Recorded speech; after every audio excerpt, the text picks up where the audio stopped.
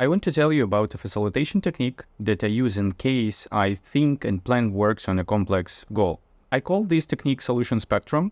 So imagine the following context. Your company has no presence in the internet and it wants to create a website. So what you start from is you define the current situation, right? For example, as this. So at the moment now, you have nothing in the internet, receive orders by phone. Then you define the ideal result and leave some space between them. Ideal one will be, we have a website with great design, ability to contact us, presented use cases, and customers' feedback. What you do next is you define increments between now and ideal. And this is what I mean by spectrum. And in order to define increments, we may think about what do we need in the ideal solution. For example, we will need design here.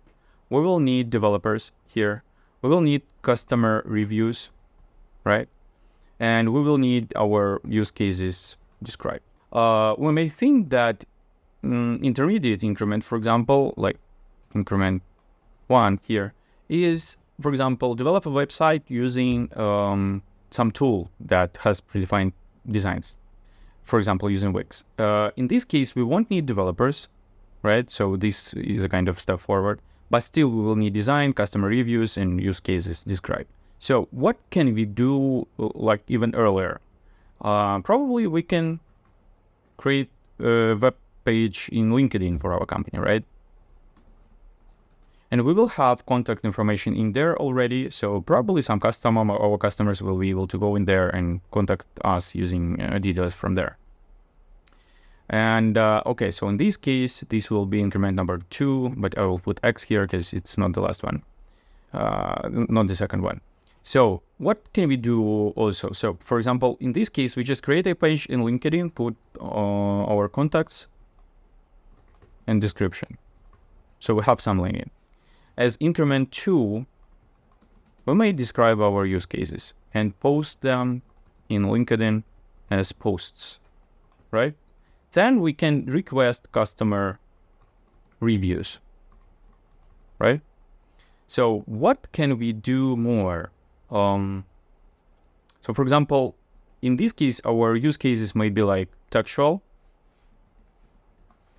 And here we can do our use cases in video, right? So it will take more time to do this in video, so we can just start from something. And also it will take time to get many reviews, so that we can start from requesting one customer review. So now let me put numbers here, etc. So actually we can extend this case and add more increments, but the general idea is that we start from writing down the current situation, it's important. Writing down the ideal one is also important, and the more detailed the ideal solution is, the better you will understand the increments. And then you start from putting increments and you think about, okay, can we do something even earlier? Can we do something even like better, right? Can we do something quicker with smaller efforts? And then you get this spectrum of solutions. And a good sign of good increments is that next increment benefits from the previous one. So for example, if you request customer review initially, you will have no place to post it in, right? So this increment will benefit from the fact you have a page already. If you describe one use case in text, video will benefit from it because you will have some scenario already, you will have some content prepared, etc., etc. And yeah, you just do that. And then if you have the spectrum, you decide like where to stop. For example, as a first milestone, we will just have a page in LinkedIn, and we will have several customer reviews in there, and our use case is described in text, right? So this will be the milestone, and you have the first increment defined. So as a first step, we will create a page. Okay, so let's review one more example to show how it works. So for example, the case is that you want to fly on a personal plane. And we do the same. So what's the current situation? So at the moment, I don't have a license. I don't have a plane. I know nothing about regulations, and I have never flew on a plane. Yeah, on any plane. Okay, and ideal will be I have an own plane and fly as a pilot, right? And again, so increments will definitely be like get a license, buy a plane, and at the first glance, that's it. But definitely there are more you can do. So for example, as an increment one, you can try flying in VR, right? There is an ability to do that. What else? Like fly with somebody else as a passenger, but on a private jet, right? So it will give you experience, and you will just have an ability to tell if you actually want to do that or not. And then you can do this and this. Also, you can embed like getting more knowledge about regulations, finding a place where to learn flying, but it will be after increment 2 somewhere here.